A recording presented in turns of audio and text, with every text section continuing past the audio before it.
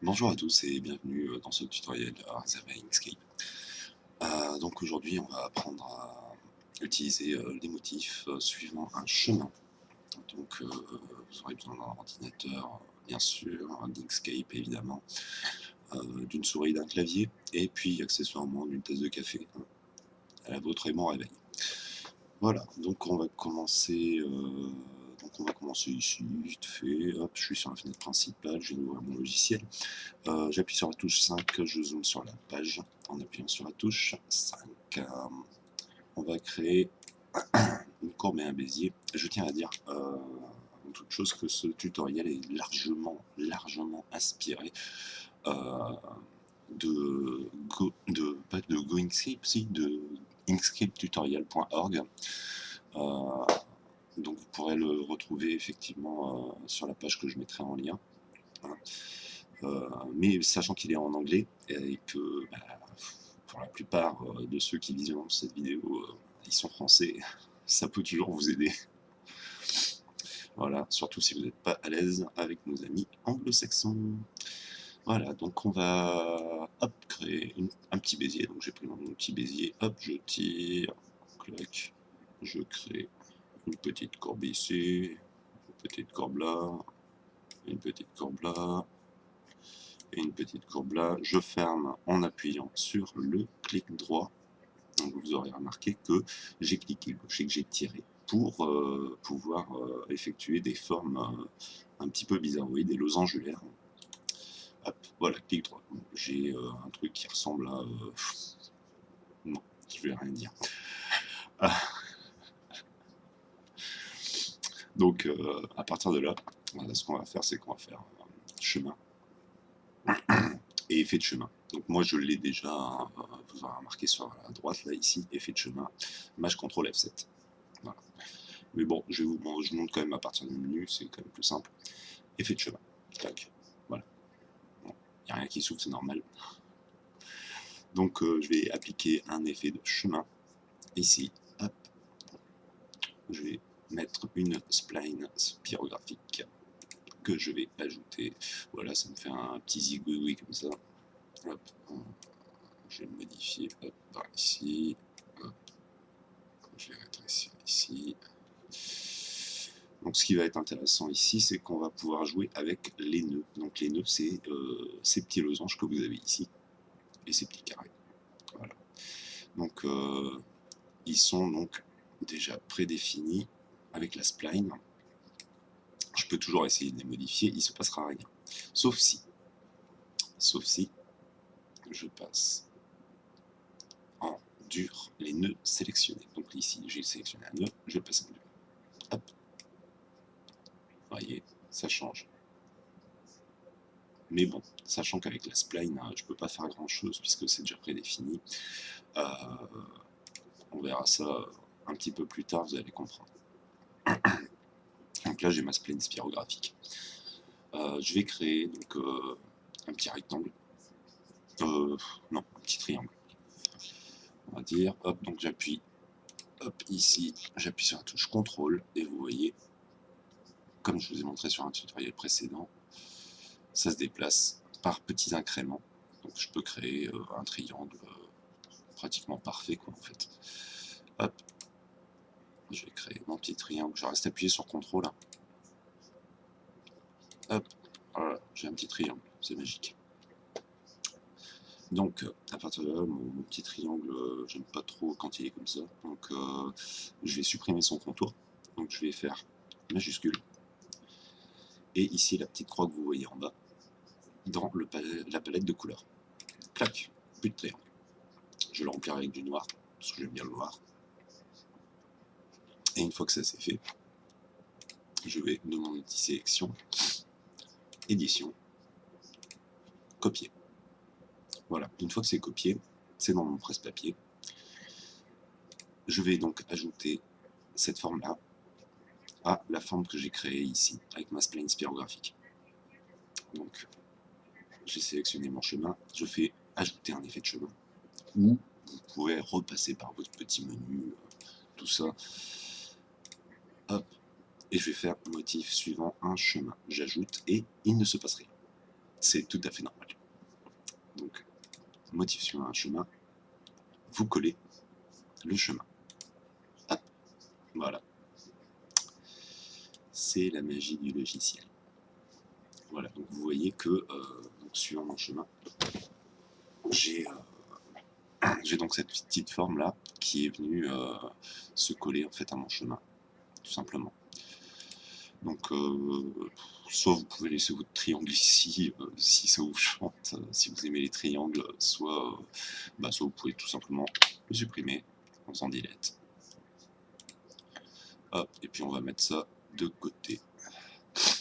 Je vais supprimer, je peux encore supprimer le contour. Donc ce qu'on va faire, c'est qu'on va cloner. Alors, il y a une grosse différence entre copier-coller, dupliquer, cloner. Donc là, ici, on va cloner. Je vais vous montrer, enfin, vous allez vite comprendre pourquoi est-ce que j'ai cloné ce chemin et pas dupliqué. C'est que ça va être plus simple ensuite de créer des effets un peu plus intéressants. Donc, je vais sur édition, cloner, créer un clone, ou Alt plus D. Clac, je crée un clone. Donc mon clone est créé. Hop, je vais reculer un petit peu. Je vais prendre mon petit objet, je vais le placer au centre de ma feuille. Voilà, ça c'est réglé.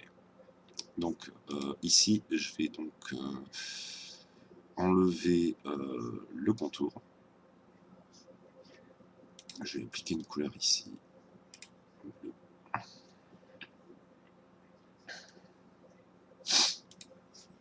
Et ici, j'enlève mon contour. Hop, voilà. Mon petit machin est sélectionné. Ou même, je vais peut-être même faire ça. Comme ça, on va mieux le voir. Je vais le mettre en noir. Hop. Voilà. Donc, une fois qu'on est ici, qu'est-ce qui va se passer? On va pas définir le remplissage. Ne pas définir le remplissage. Donc vous cliquez droit sur remplissage, ne pas définir le remplissage. Voilà, donc on se retrouve avec une petite spirale bleue, donc, ou de la couleur que vous désirez. Un violet, un bleu, un rouge, un jaune, bref. Voilà. Donc, ce qui fait le tout, c'est une étape absolument très très importante de ne pas définir le remplissage sur cet objet-là. D'ailleurs, le contour aussi, il ne faut pas le définir. Ne pas définir le contour. Voilà, donc vous avez ici indéfini et indéfini. Donc vous cliquez droit et ne pas définir. Hop, ici. Donc ce qu'on va faire maintenant, c'est qu'on va ici dupliquer. Donc vous dupliquez autant que vous voulez. Moi je vais le faire beaucoup de fois, disons 20.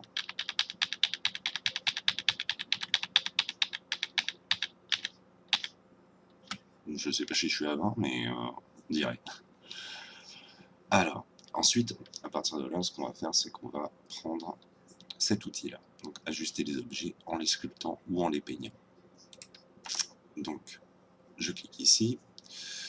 Je vais dire, hop, par rétrécir, déplacer la sélection dans une direction aléatoire. Donc, qu'est-ce que ça va donner?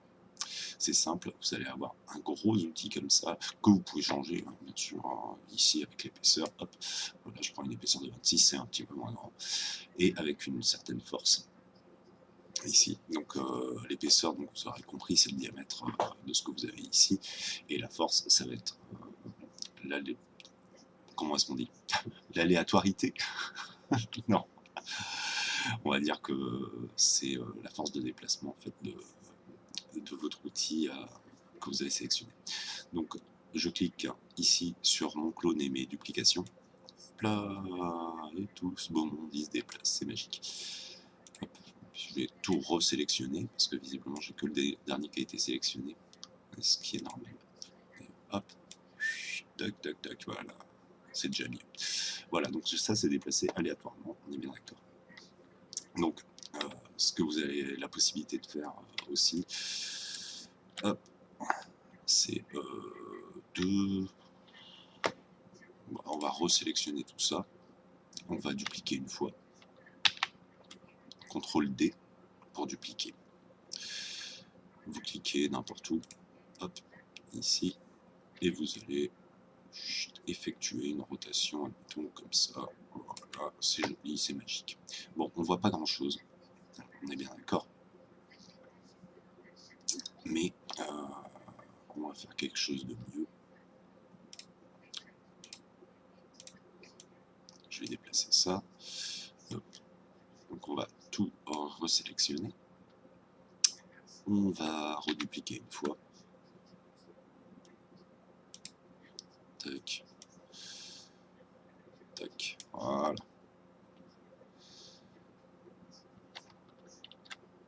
On va grouper. Donc CTRL G. Hop. Et voilà. Et là donc j'ai un groupe.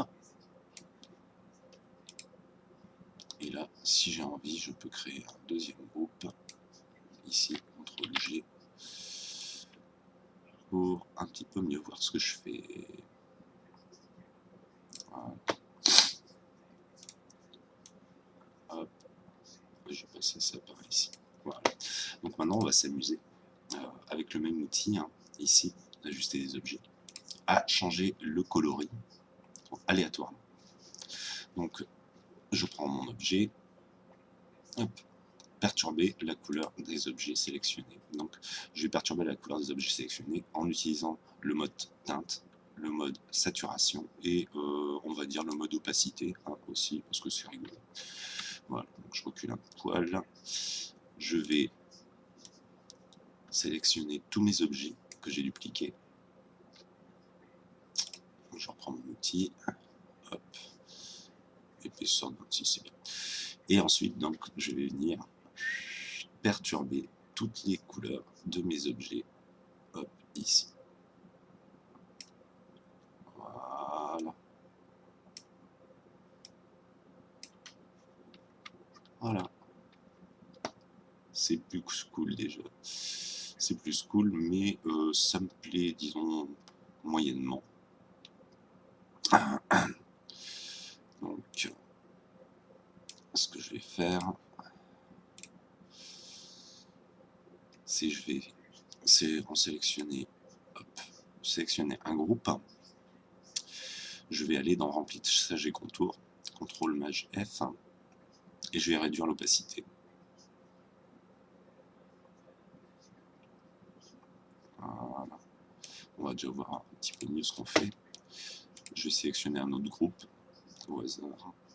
Hop. Et je vais perturber aussi son opacité. Hop. Et le dernier groupe, on ne va pas y toucher. Hop. Je vais faire encore un petit coup. Ça, parce que ça m'amuse, c'est rigolo.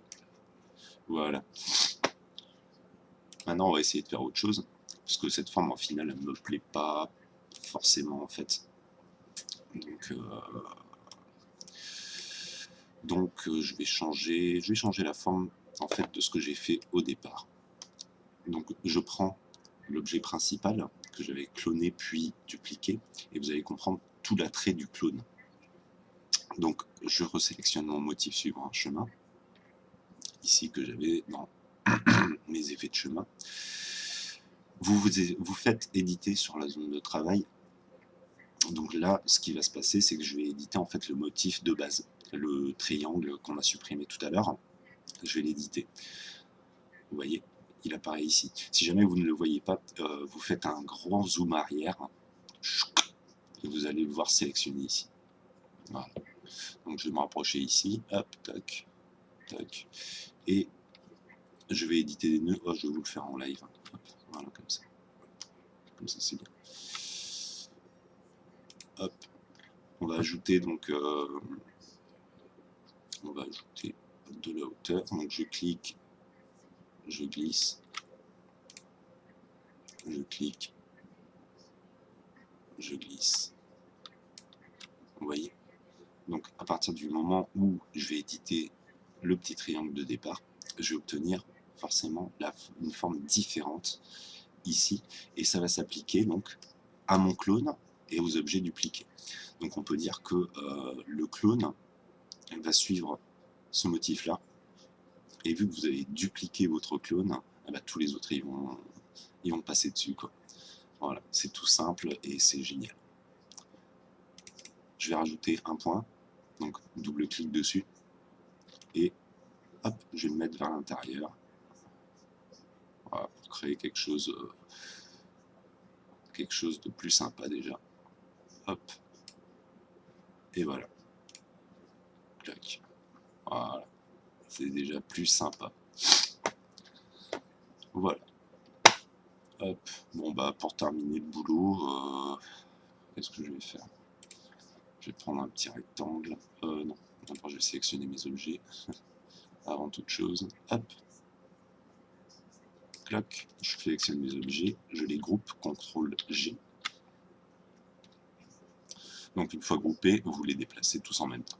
Si vous désirez encore les modifier ou les déplacer un à un, si ça vous chante après tout, hein, chacun fait ce qu'il veut, vous pouvez aussi les dégrouper en faisant objet, dégrouper ou maj CTRL G. Voilà. Donc à partir de là, je vais créer un petit rectangle. Hop, CTRL Z. Je vais créer un petit rectangle. Ah oui, alors ce que vous venez de voir, c'est que je viens en fait de sélectionner tout un groupe et j'ai décidé de lui attribuer en fait une couleur. C'est absolument pas ce que je voulais faire, mais bon, ça permet au moins de voir les erreurs qu'on peut faire. Donc je vais désélectionner mon groupe, je crée un rectangle, hop, ici, toc, toc, voilà. Je vais sélectionner également ce que j'ai ici, voilà. Et à partir de là, je vais effectuer donc objet, voilà, découpe, définir. Et voilà ce qui se passe. J'ai donc à l'intérieur de mon carré tout mon graphisme que j'ai effectué. C'est tout simple et c'est génial. Voilà, donc à partir de là, vous pouvez en faire ce que vous voulez, vous pouvez le redimensionner, créer du texte par-dessus, en utilisant exactement les mêmes outils que là. Hein. Ça change strictement rien. Une petite astuce en passant, parce que vous voyez que là, forcément, l'image n'est pas au bon format. On va pas imprimer ça sur une page A4, c'est ridicule. Donc ce qu'on va faire, c'est on va ajuster en fait, notre document à notre dessin. Donc on va dans les paramètres, éditer les préférences du document. Donc maj CTRL D, comme marqué ici. Clac. Vous avez une nouvelle petite fenêtre qui s'ouvre avec les propriétés du document. Vous voyez, ici. Donc, quand vous êtes ici, vous allez sur redimensionner la page au contenu. Hop, vous avez un petit sous-menu. Donc, avec des marges, tout ça, vous y touchez pas. Hein, vous y touchez si vous voulez, mais bon, ça donnera pas forcément quelque chose de super. Et vous faites ajuster la page au dessin ou à la sélection. Clac, vous cliquez. Et c'est réglé. Et voilà, et j'ai toujours ma spline. Si j'ai envie de modifier ma spline, je peux toujours faire modifier ma spline. Hop, admettons, je vais rajouter un point d'ancrage. Clac, je décale, et ça se répercute sur mon dessin. Voilà. Donc c'est tout pour ce tutoriel Inkscape. J'espère qu'au moins vous avez appris quelque chose ou que ça vous a donné envie de vous mettre au graphisme. Voilà. Et bien, sur ce,